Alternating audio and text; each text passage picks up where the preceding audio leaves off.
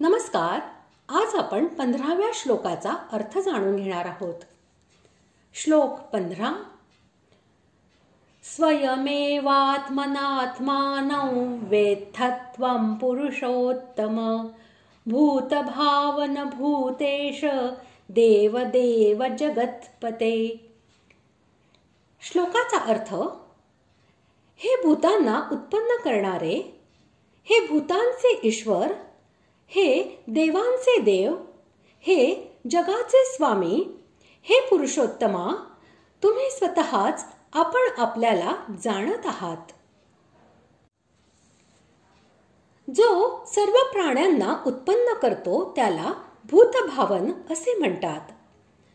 जो सर्व प्राण्यांना नियमाने चालविणारा असा सर्वांचा शासक असतो त्याला भूतेश असे म्हणतात. व जो देवांचाही पूजनीय देव असेल त्याला देवदेव असे म्हणतात. सर्व जगाचे पालन करणाऱ्या स्वामीला जगत्पती असे म्हणतात. आणि जो क्षर व अक्षर या दोन्हींपेक्षा उत्तम असेल त्याला पुरुषोत्तम असे म्हणतात.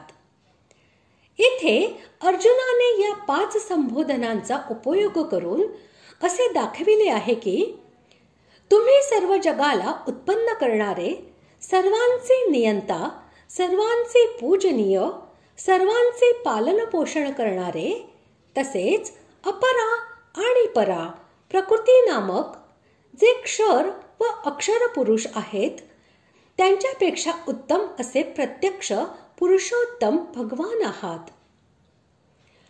या श्लोकात 5 संबोधने आलेली आहेत. इतकी संबोधने संपूर्ण गीतेत कोणत्याच श्लोकात आलेली नाहीत. कारण भगवंतांच्या विभूती आणि कृपा करण्याची गोष्ट ऐकून अर्जुनाच्या मनात भगवंताविषयी विशेष प्रेम उचंबळून आले आणि त्या प्रेमात विभोर होऊन त्यांनी एकदम 5 नावाने संबोधन देऊन स्तुती केली आहे. तुम्ही स्वतःच स्वतःद्वारे स्वतःला जाणता. या कथनाद्वारे अर्जुनाने असे दाखविले आहे की तुम्ही संपूर्ण जगाचे आदी आहात. तुमचे गुण, प्रभाव, लीला, महात्म्य आणि रूप इत्यादी अमर्याद आहेत. यामुळे तुमचे गुण, प्रभाव, लीला, महात्म्य, रहस्य आणि स्वरूप इत्यादींना दुसरा कोणताही पुरुष पूर्णपणे जाणू शकत नाही. तुम्ही स्वतःच आपला प्रभाव इत्यादी जाणता आणि तुमचे हे जाणणे सुद्धा मनुष्य ज्या प्रकारे आपल्या बुद्धिशक्तीने, शास्त्रादीच्या मदतीने स्वतःहून वेगळ्या अशा एखाद्या दुसऱ्या वस्तूचे स्वरूप जाणतो तशा प्रकारचे नाही. तुम्ही स्वतः ज्ञान स्वरूप आहात म्हणून आपल्याद्वारे आपल्याला जाणता. तुमच्यामध्ये ज्ञाता, ज्ञान व ज्ञेय यांचा कोणताही फरक नाही. भगवान स्वतःला स्वतःच जाणतात. स्वतःला जाणण्यासाठी त्यांना कोणत्या प्राकृत साधनाची आवश्यकता नसते.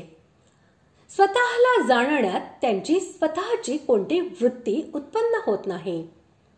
एखादी जिज्ञासाही राहत नाही. एखाद्या करणाची आवश्यकता नसते. त्यांचे ठिकाणी शरीरीचा भावही नसतो. ते तर स्वतः स्वाभाविकच स्वतःला स्वतःनेच जाणतात. त्यांचे हे ज्ञान करणनिरपेक्ष असते, कर्ण सापेक्ष नसते. या श्लोकाचा भाव असा आहे की जसे भगवान स्वतःच स्वतःला जाणतात तसेच त्यांचा अंश असलेला जीवानेही स्वतःच स्वतःला जाणून घेतले पाहिजे. अर्थात आपल्या स्वरूपाला जाणून घेतले पाहिजे. आपलेच आपल्याला जे स्वरूपाचे ज्ञान होत असते ते संपूर्णपणे कर्णनिरपेक्ष असते. म्हणून इंद्रिये, मन, बुद्धी इत्यादीने आपल्या स्वरूपाला जाणू शकत नाही. भगवंताचा अंश असल्याने भगवंताप्रमाणे जीवाचे स्वतःचे ज्ञानही कर्णनिरपेक्ष असते. अशा प्रकारे आज आपण 15व्या श्लोकाचा अर्थ जाणून घेतला. पुढील भागात आपण 16व्या श्लोकाचा अर्थ जाणून घेणार आहोत. धन्यवाद.